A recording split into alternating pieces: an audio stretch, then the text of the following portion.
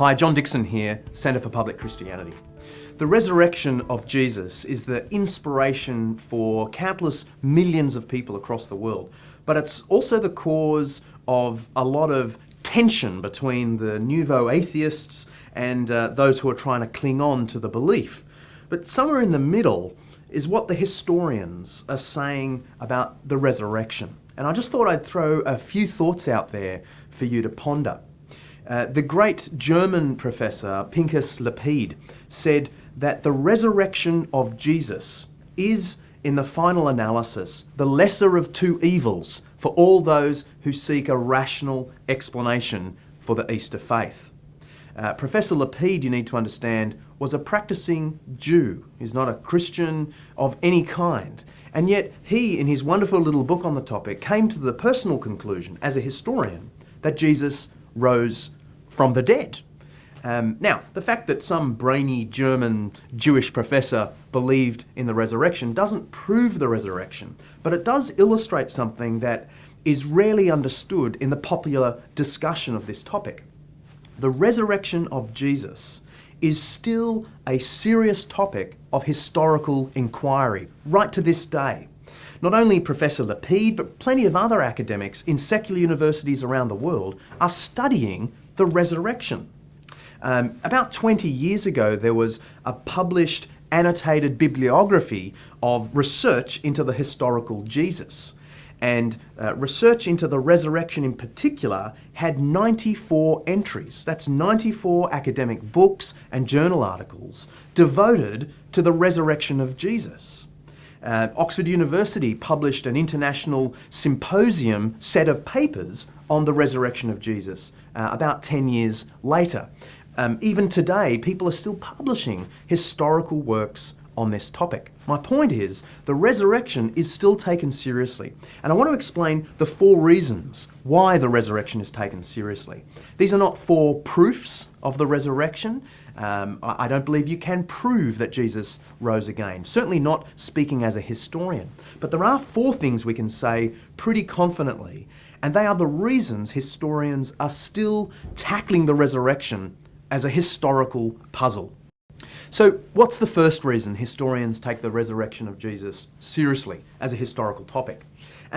Well, basically because we know that in antiquity there was no pre-existing expectation that some Jewish teacher was going to rise to life. So it causes historians to puzzle about what prompted this bizarre belief. I mean, in Greco-Roman culture, there was no expectation that a great leader would rise from the dead. In fact, in Greco-Roman philosophy, the idea of a body surviving death was anathema, since to the Greeks, only the spirit can experience the afterlife.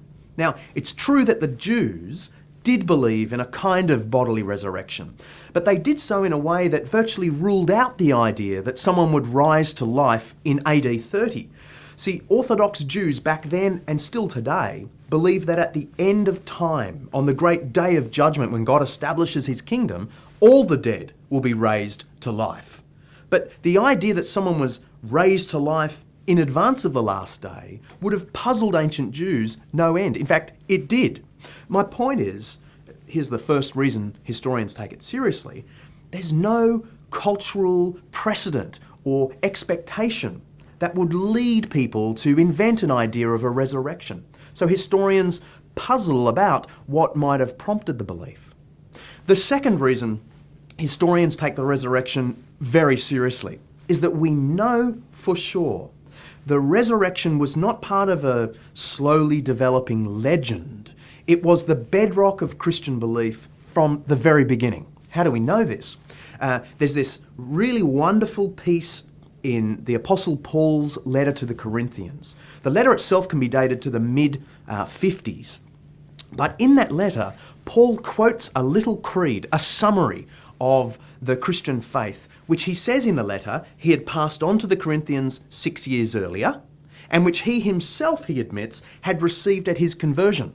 Now, that means this little summary that he quotes can be dated to the early 30s AD.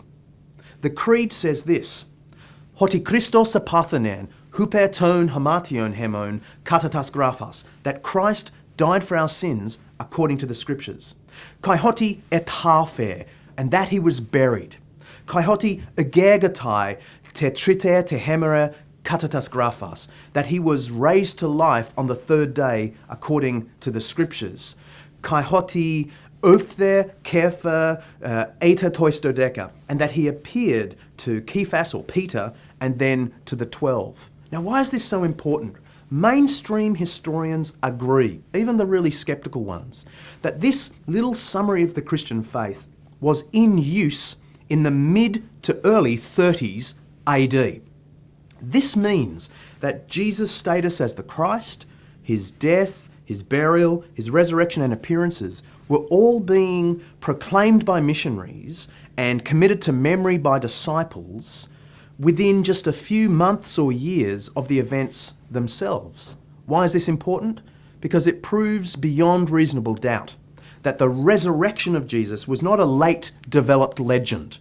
Whatever else you want to say about the resurrection, it belonged to the very beginnings of Christianity.